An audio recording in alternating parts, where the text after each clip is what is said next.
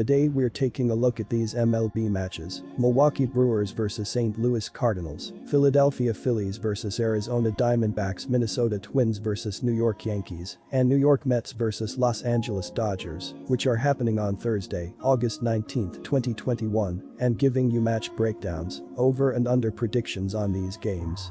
Welcome back to High Stakes. Let's get straight into it. Also, don't forget to subscribe to get notified as soon as we release these sport prediction videos, and if you would like more betting tips and predictions, then check out our Patreon in the link down below. Our new Patreon as a way for us to help you improve your chances of making more money.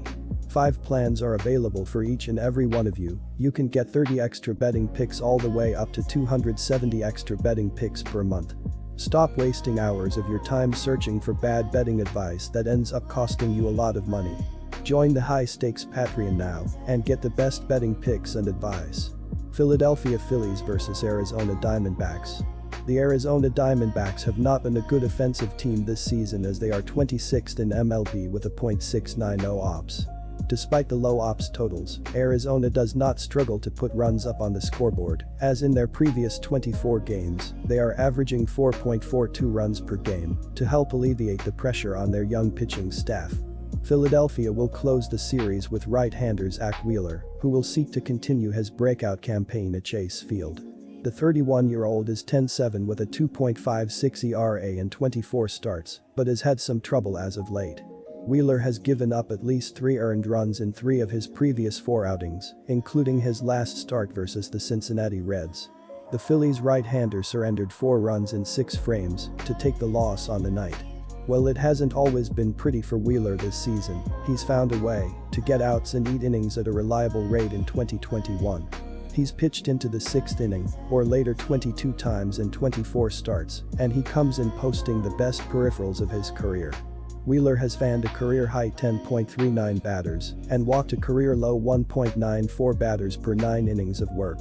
My betting advice for that game is to pick under 8.5. Minnesota Twins vs New York Yankees. The New York Yankees are back in the thick of the American League East race, having won 5 straight and 12 of the last 14. Much of that success can be attributed to a strong performance on the mound for Yankees pitching. New York has a team ERA of 3.66, which is 6th in baseball. New York's 1.18 whip is 4th best in baseball, while Yankees pitching allows opposing hitters the average .227 at the plate, which is 6th. Jarrett Cole is leading New York in victories with 11 and strikeouts with 185. Jameson Taillon gets the nod on the mound Thursday for New York. The right-hander this season is 7-4 with a 3.89 ERA and 116 strikeouts. Minnesota's offense has been stronger than their record probably represents, which is starting to show over the last few series. They rank 12th in baseball in runs per game and batting average, 11th in hits per game and 4th in home runs per game. Jorge Polanco remains one of the hottest hitters in baseball, leading the Twins across every offensive category, and will be a key part of the Twins' game plan for success on Thursday. Over the last week, he has had multiple walk-off hits and has finally had some help in the lineup. Josh Donaldson is hitting .381 over the last week, with Brent Rooker just behind at .368 and 2 home runs. With the lineup finally contributing from the top to the bottom, the Twins have a good chance to compete with nearly every offensive in baseball.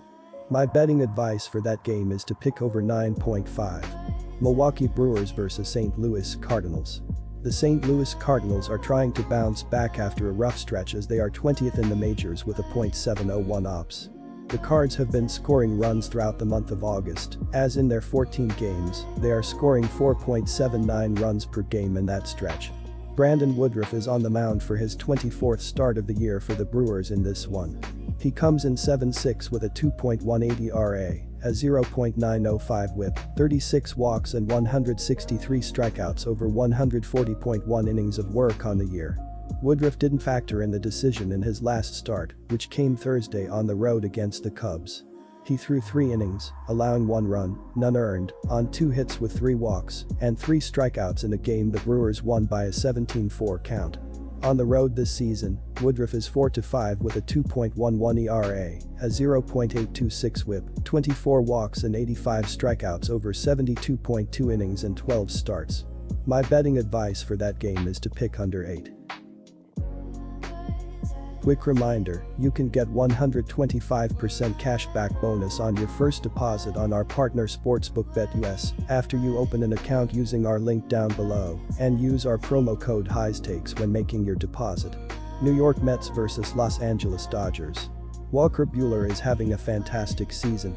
In his last game, he went 7 innings and gave up 4 hits, 3 walks, 1 earned run, and struck out 10 in a no decision against the New York Mets.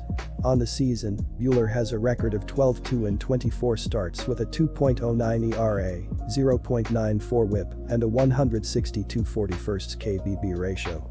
Opposing batters are hitting .189 against Buehler this season. He has gone 6 innings or more in all but 1 start this season. Buehler has given up 3 earned runs or less in 17 straight starts. In those 17 starts, he gave up 1 earned run or less in 12 starts. The Dodgers pitching staff has been tremendous this season. As a team, they are top 3 in ERA, WHIP, hits allowed, runs allowed, strikeouts, and batting average against. They are first in ERA, hits allowed, runs allowed, strikeouts, and batting average against. The New York Mets fell behind San Francisco by 3, then rallied for 2 runs in the top of the 8th, but fell short in a 3-2 loss. Pete Alonso hit a 2-run homer for New York to provide the only offense for the Mets. Marcus Stroman pitched very well for New York, allowing 3 runs in 7 innings while striking out 9.